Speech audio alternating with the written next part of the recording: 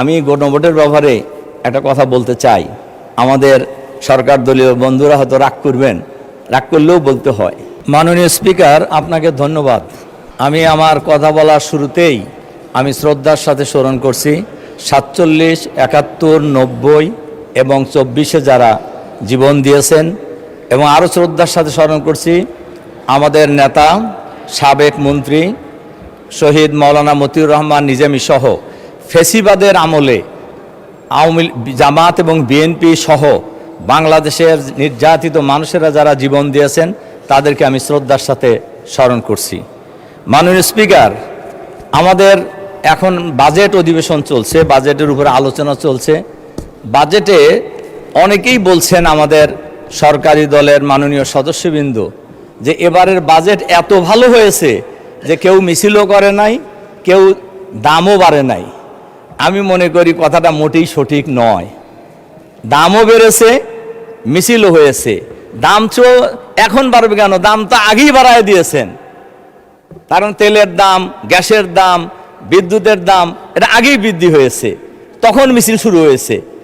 এবং বাজেট পেশ করার পরেও কিন্তু মিছিল হয়েছে। কাজেই দাম বাড়ে নাই। দাম, এই যে আমার হাতে এখানে একটা তালিকা আছে, আপনি যে সময় দিয়েছেন এই সব তালিকা বলা যাবে না কোন কোন জিনিসের দাম বাড়ছে, তারপর দুই একটার কথা বলি আর কি।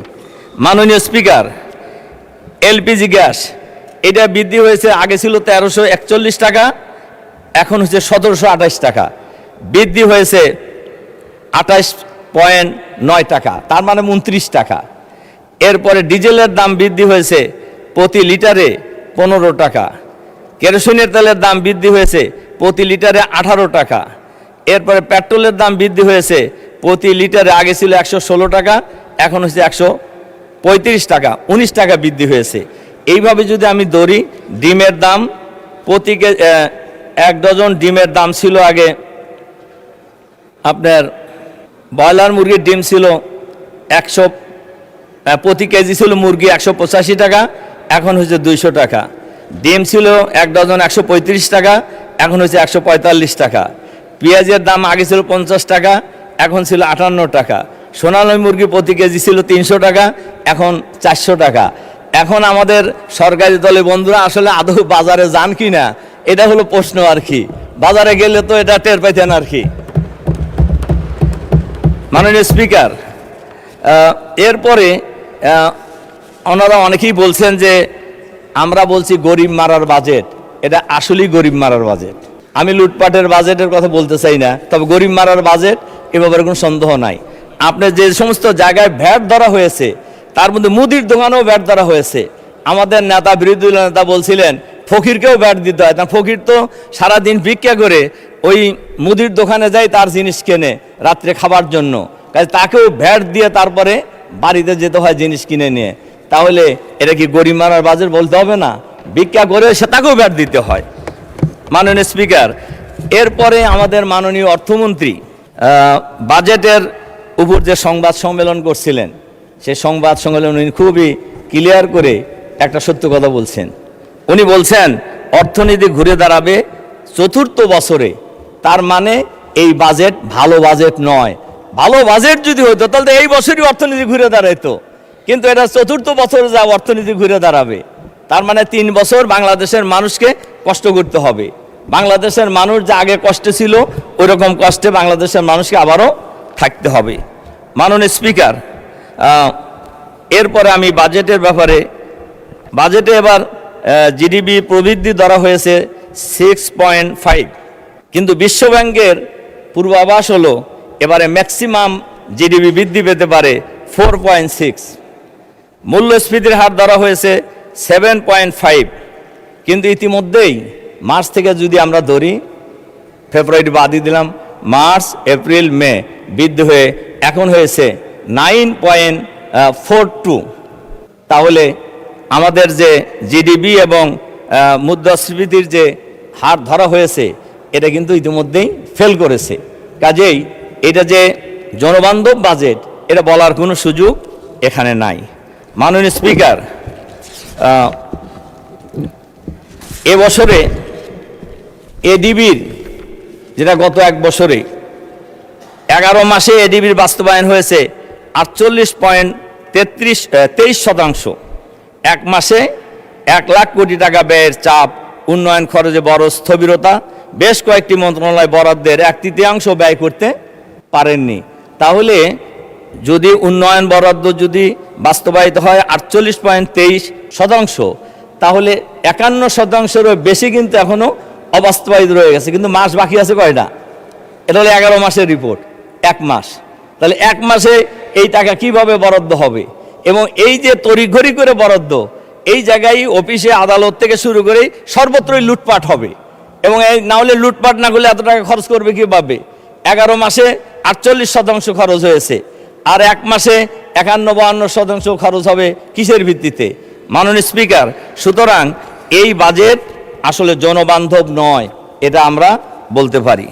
মাননীয় স্পিকার, বাংলাদেশের বর্তমানে যে অবস্থা, আমাদের মাননীয় অর্থমন্ত্রী বাজেট পেশ করেছেন, কিন্তু বাংলাদেশের মানুষের উপর যে হিউজ পরিমাণ ঋণ রয়েছে এই ব্যাপারে কিন্তু কোনো কথা উনি বলেন নাই। শুধুমাত্র কেন্দ্রীয় ব্যাংকের তথ্য মতে মোট খেলাপি ঋণের পরিমাণ দাঁড়িয়েছে 5,88,704 কোটি টাকা, যা মোট ঋণের 32%, 26% টাকা।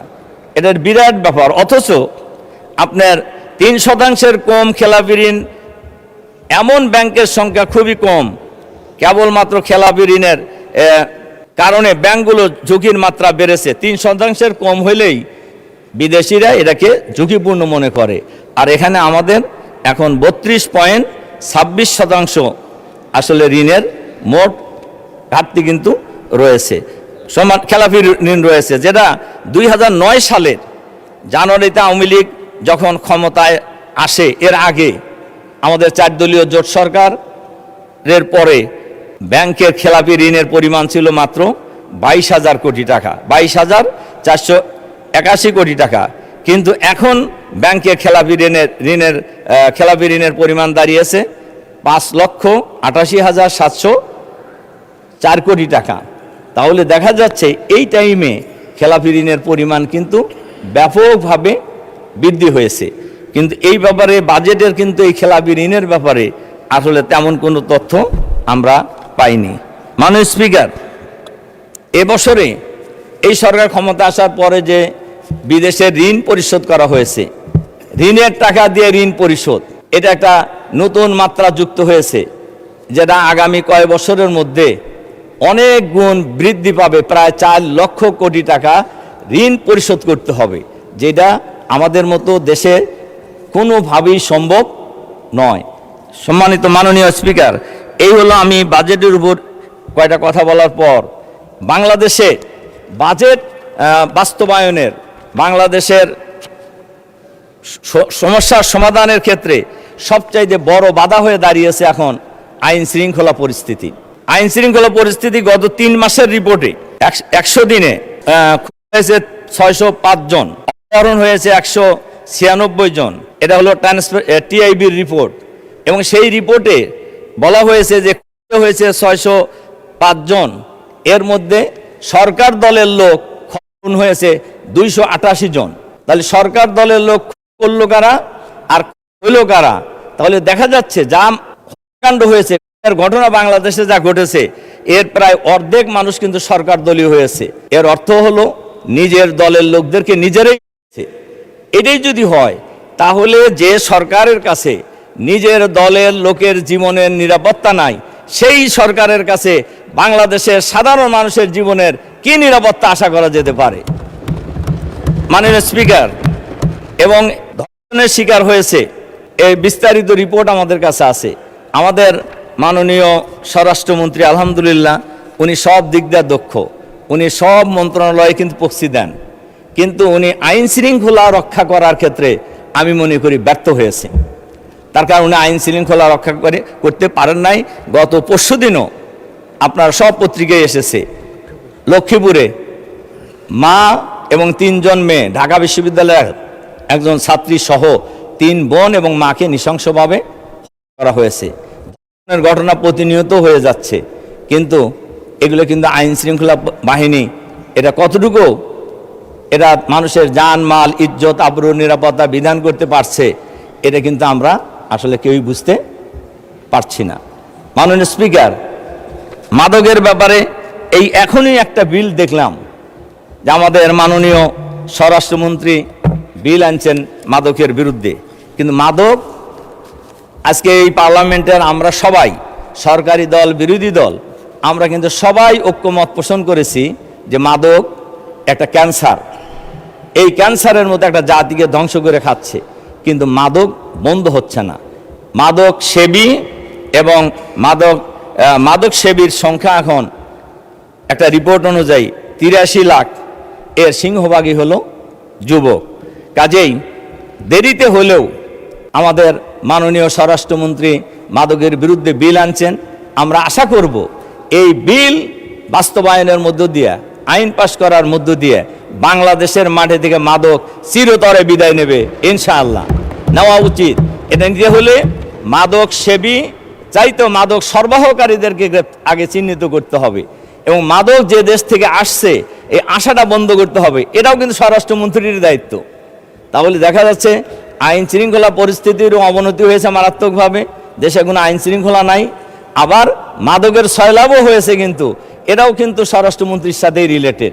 এজন্য এই আইন পাশ করার মধ্য দিয়ে আমরা আশা করব মাদক বাংলাদেশ থেকে চিরদিনের জন্য বিদায় নেবে, আমাদের দেশের যুবকরা মাদকের এই নেশা থেকে রেহাই পাবে ইনশাআল্লাহ। মাননীয় স্পিকার, একটা কথা আমরা আগেও বলেছি এবং বলতেই হবে, সেটা হলো গণভোটের রায় বাস্তবায়ন করা। তার কারণ গণভোটের রায় বাস্তবায়ন করা, গণভোট দিয়েছে বাংলাদেশের শতকরা প্রায় 70% মানুষ, এবং আমরা সব দল মিলেই ঐক্যমত কমিশনে আমরা সবাই একমত হয়েছি সংস্কারের জন্য। এবং কি কি সংস্কার হয়েছে এটা গণভোটের সময় পাবলিকলি জানানো হয়েছে এবং তার ভিত্তিতে মানুষ ভোট দিয়েছে। এবং কিন্তু আমরা লক্ষ্য করছি এই গণভোট এই পার্লামেন্টে সংখ্যাগরিষ্ঠতার জোরে বাতিল করা হয়েছে, কিন্তু বাংলাদেশের মানুষ ওনারা বলেছেন যে সংবিধানের সাথে একথা মোটেই সঠিক নয়। তার কারণ শহীদ প্রেসিডেন্ট জিয়াউর রহমান সাহেবের সময় গণভোট হয়েছে, এরশাদ সাহেবের সময় গণভোট হয়েছে, এরপরে বেগম খালেদা জিয়ার সময় গণভোট হয়েছে। তখন তো সংবিধানে গণভোটের কথা ছিল না, তখন ওইটা যদি কার্যকর হয়, এখন কার্যকর হইতে অসুবিধা কি? কার্যত অসুবিধা থাকার কোনো কারণ নেই, কিন্তু গণভোটে মানুষ রায় দিয়েছে। গণভোটকে পাশ কাটাইয়ে আসলে আমি গণভোটের ব্যাপারে একটা কথা বলতে চাই। আমাদের সরকার দলীয় বন্ধুরা হয়তো রাগ করবেন, রাগ করলেও বলতে হয়, কেয়ারটেকার সরকার 90-র গণ আন্দোলনে জামাত ইসলামী সহ 3 জোটের রূপরেখা ছিল, যারাই ক্ষমতায় আসবে তারা কেয়ারটেকার সরকারের বিল পার্লামেন্টে এনে সংবিধানে সংযোজন করবেন। কিন্তু আমরা লক্ষ্য করেছি জামাত ইসলামীর সমর্থন নিয়ে 91 সালে যে সরকার হয়েছিল ওনারা কিন্তু এটা করেন নাই। আন্দোলন সংগ্রামের মধ্য দিয়ে এক পর্যায়ে তড়িঘড়ি করে নির্বাচন দিয়ে 1 মাসের সরকার ছিল, কেয়ারটেকার বিল কিন্তু সংবিধানে সংযোজিত হয়েছে এবং আশা করি আবারও সংযোজিত হবে এবং অলরেডি হয়ে গেছে সুপ্রিম কোর্টের রায়ের মধ্য দিয়েই। তা আমি যে কথা বলছিলাম, গণভোটের রায় এটা বাংলাদেশের শতকরা 70% মানুষের দাবি। কাজে এই রায় বাস্তবায়ন করা সরকারের দায়িত্ব মেইনলি। সরকার যদি এই রায় বাস্তবায়ন করার ক্ষেত্রে গড়িমসি করে, তাহলে খুবই পরিষ্কারভাবে বোঝা যাচ্ছে এইটার পরিণতি খুব ভালো হবে না। তার কারণে দেশের জনগণ গণরায় দিয়েছে, গণভোটকে বিজয়ী করেছে এবং এই দেশের মানুষ গণভোট কার্যকর হোক এটা চায়। এবং আজকের এই মহান সংসদে আমি সরকারি দল বিরোধী দল আমি সবার উদ্দেশ্যে বলতে চাই, এই গণভোটের রায় যদি বাস্তবায়িত হয় কারোরই তো অসুবিধা হওয়ার কথা না। আমরা তো ঐক্যমত কমিশনে সবাই ঐক্যমত হয়েই আমরা ঐক্যমত পোষণ করেছি এবং তার ভিত্তিতেই জুলাই সনদ স্বাক্ষরিত হয়েছে। জুলাই অধ্যাদেশ যতদিন পর্যন্ত কার্যকর না হবে ততদিন পর্যন্ত এ ব্যাপারে জনগণের মধ্যে একটা দ্বিধাবিভক্তি থেকেই যাবে। এজন্য আমি সরকারের কাছে অনুরোধ জানাবো, অবিলম্বে এই গণভোটের রায় কার্যকর করা হোক। মাননীয় স্পিকার, যে বিষয়ে মাননীয় স্পিকার এরপরে আমি যে বক্তব্যটি রাখতে চাই, কওমি মাদ্রাসার 12 থেকে 14 লক্ষ ছাত্র রয়েছে, ছাত্রছাত্রী রয়েছে। এই 12 লক্ষ 14 লক্ষ ছাত্রছাত্রীদের উন্নয়নের জন্য বাজেটে বরাদ্দ থাকতে হবে। তার কারণ, তবে এক্ষেত্রে একটা কথা বলি, এখানে কোনো বৈষম্য করা যাবে না, বরাদ্দ থাকতে হবে।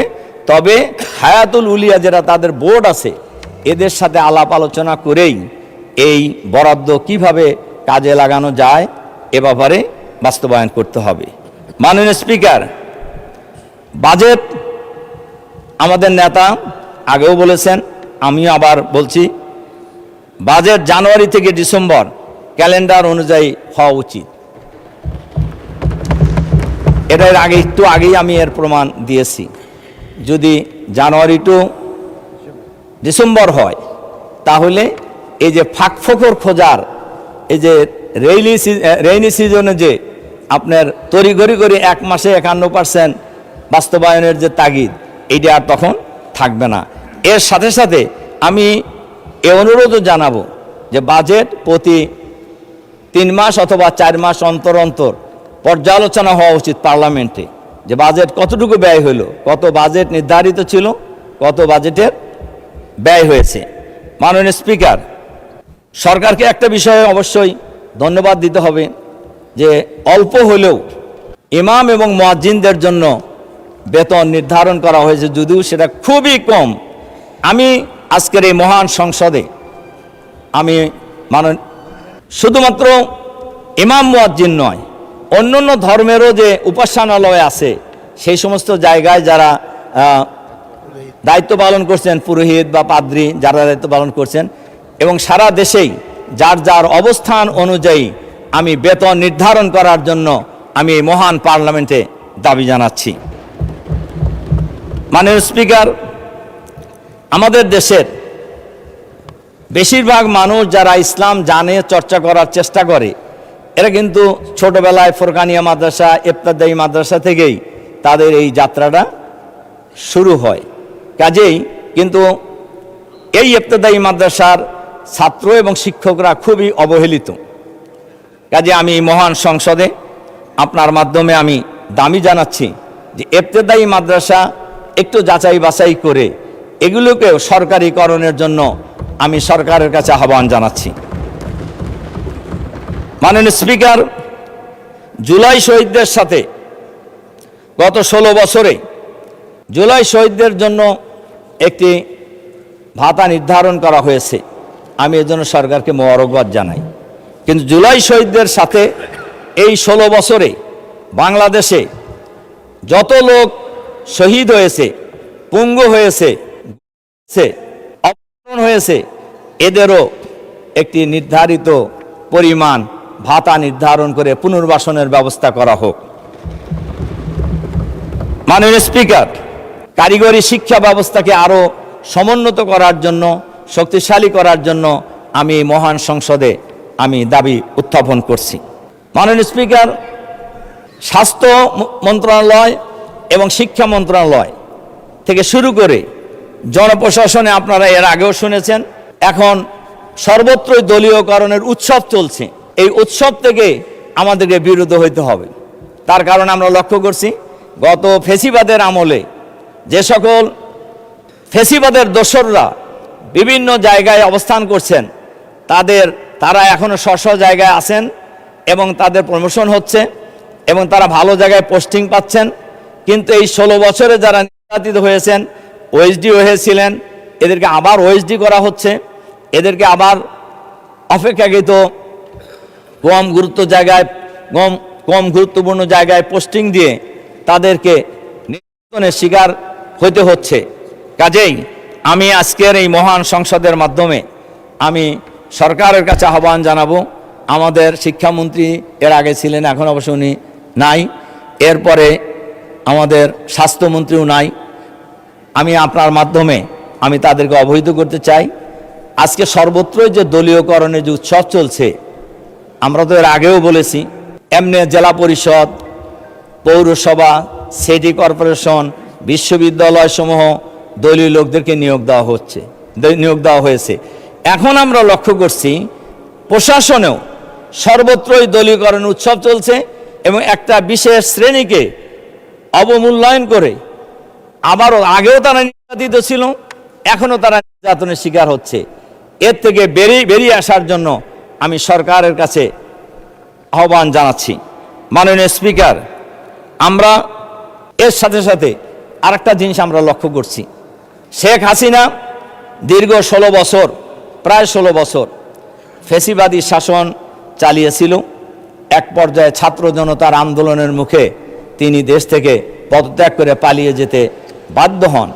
কিন্তু আজ পর্যন্ত সরকার, অন্তর্বর্তীকালীন সরকার এবং বর্তমান সরকারেরও 5 মাস, শেখ হাসিনা সহ ফ্যাসিবাদের দোসর যারা বিদেশে পালিয়ে গেছেন তাদেরকে গ্রেপ্তার করে দেশে আনার কোনো কার্যকর উদ্যোগ এখন পর্যন্ত গ্রহণ করে নাই।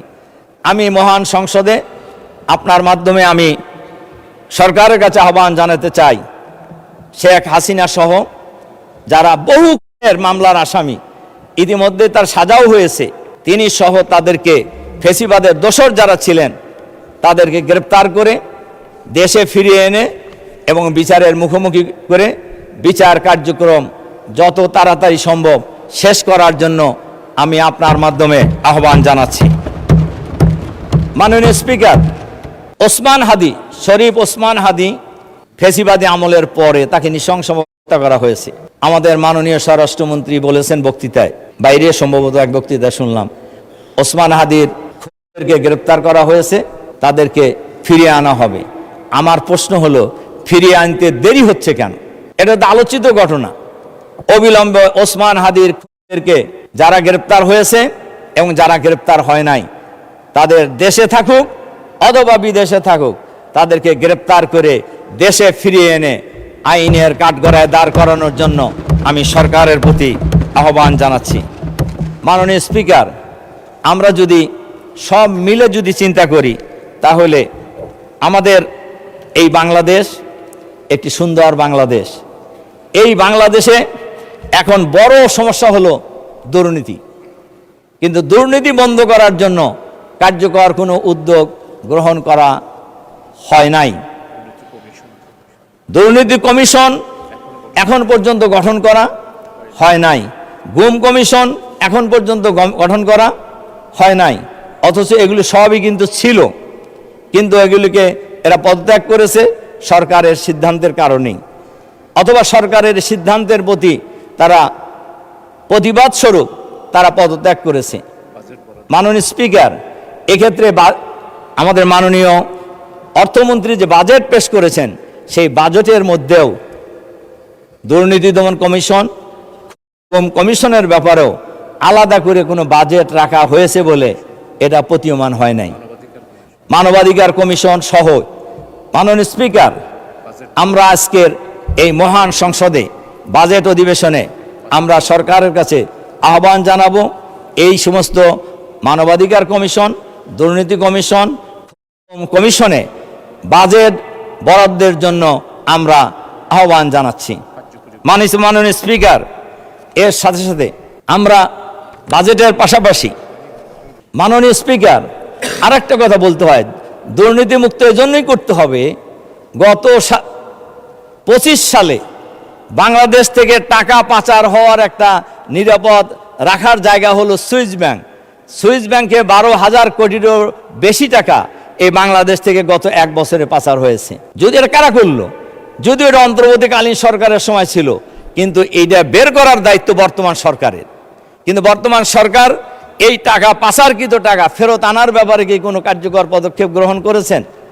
বাংলাদেশের আপনার সরকার দলীয় একজন সংসদ সদস্য যিনি বড় অর্থনীতিবিদ, উনি বলেছেন বাংলাদেশের ব্যাংকিং ব্যবস্থার এখন বেহাল দশা, এবং ব্যাংকিং ব্যবস্থার বেহাল দশার অন্যতম কারিগর হলো এবং ব্যাংক লুটেরা এস আলম। শুধুমাত্র ইসলামী ব্যাংক থেকে তিনি 85,000 কোটি টাকা লুট করে নিয়ে গেছেন। অন্য অন্য ব্যাংক থেকে প্রায় 1.5 লক্ষ কোটি টাকা উনি লুটপাট করে নিয়ে গেছেন, আমাদের জন্য দুর্ভাগ্য। এই টাকা ফেরত আনার জন্য সরকার এখন পর্যন্ত কোনো ব্যবস্থা গ্রহণ করে নাই। আরো দুর্ভাগ্য আমাদের জন্য, একজন প্রভাবশালী মন্ত্রী এই ব্যাংক ডাকাত এস আলম অন্যায়ভাবে অবৈধভাবে 11,000-এর মতো কর্মচারী নিয়োগ করেছিলেন। এই মহান পার্লামেন্টে এই কর্মচারীদের চাকরি ফেরত দেওয়ার জন্য দাবি জানিয়েছেন একজন প্রভাবশালী মন্ত্রী। মাননীয় স্পিকার, এর দ্বারা কি বোঝা যায়? এর দ্বারা এটাই বোঝা যায় যে এই ব্যাংক ডাকাতের সাথে ওই মন্ত্রীর কোনো না কোনোভাবে যোগসূত্র থাকতে পারে, নইলে এই কর্মচারীদের আজ পর্যন্ত উনি ছাড়া আর কেউ এই চাকরি ফেরত দেওয়ার কথা বলে নাই। আমাদের নেতা, বিরোধী দলীয় নেতা এ ব্যাপারে কথা বলেছেন যে মিনিমাম নিয়মটুকু রক্ষা করে ওই চাকরি তাদেরকে দেওয়া হয় নাই। মাননীয় স্পিকার, কাজেই বর্তমান ব্যাংক কর্তৃপক্ষ তাদেরকে কিন্তু একটা সুযোগ দিয়েছিল যে আসা পরীক্ষা দেওয়ার জন্য, কিন্তু তারা সেই সুযোগ গ্রহণ করেন নাই। সুযোগ গ্রহণ তারা দুইটা কারণে করেন নাই। হয়তো একটা, তারা মনে করছেন গেলে পারে কোনো মিনিমাম পরীক্ষা হলেও তারা পাশ করতে পারবে না, অথবা মনে করছেন যে চাকরি তাদের হয়তো সরকার তাদেরকে আবার দেখে দিয়ে দেবে। আমি মনে করি কোনোটাই একটা দেশের জন্য, ব্যাংকিং ব্যবস্থার জন্য মোটেই ভালো নয়। মাননীয় স্পিকার, কাজেই এস আলম নয়, আরও যত ব্যাংক লুটেরা আছে, আরও যত দুর্নীতিবাজ আছে, এই যে প্রায় 30 লক্ষ কোটি টাকা বাংলাদেশ থেকে বিদেশে পাচার হয়েছে, এই পাচারকৃত টাকা ফেরত আনার জন্য সরকারকে বিশেষ ব্যবস্থা গ্রহণ করার জন্য আমি আহ্বান জানাচ্ছি। এটা সরকারেরই দায়িত্ব, বিরোধী দলও পারবে না, অন্য মানুষ তো পারার প্রশ্নই আসে না। কিন্তু আমরা কিন্তু এই পর্যন্ত লক্ষ্য করছি যে এই যে 30 লক্ষ কোটি টাকা ফেরত আনার ব্যাপারে সরকার কিন্তু তেমন কোনো কার্যকর ব্যবস্থা গ্রহণ করেন নাই। এবং ওই কথা আর বলতে চাই না, অর্থমন্ত্রী নিজেই যে ঋণ খেলাপিদের কথা বলছেন, কাজেই ওটা না বলে আবার নতুন বিতর্কে যেতে চাই না। তবে আমি আপনার মাধ্যমে সরকারের কাছে এই আহ্বান জানাতে চাই, এই বাংলাদেশটা আমার, আপনার, আমাদের সবার। দুর্নীতি যে দলেরই হোক, দুর্নীতিবাজরা কোনো দলের লোক হতে পারে না। এরা দেশের শত্রু, জনগণের শত্রু, এদেরকে না বলতে হবে এবং দুর্নীতি করে পাচারকৃত টাকা এই বাংলাদেশে আবার ফেরত আনতে হবে। কাজেই আসুন আমরা সবাই মিলে গড়ি বাংলাদেশ, চাঁদাবাজ মুক্ত, সন্ত্রাস মুক্ত, দুর্নীতি মুক্ত, দখলবাজ মুক্ত, আধুনিক, মানবিক, বাসযোগ্য সুন্দর বাংলাদেশ আমরা গড়ে তুলব। এটাই হোক আমাদের অঙ্গীকার। আল্লাহ হাফেজ। আমাদের স্লোগান আপনারা শুনছেন নিশ্চয়ই, আমাদের স্লোগান এসো একসাথে গড়ি দেশ, সবার একসাথে গড়ি বাংলাদেশ। আল্লাহ হাফেজ। আসসালামু আলাইকুম রহমতুল্লাহ।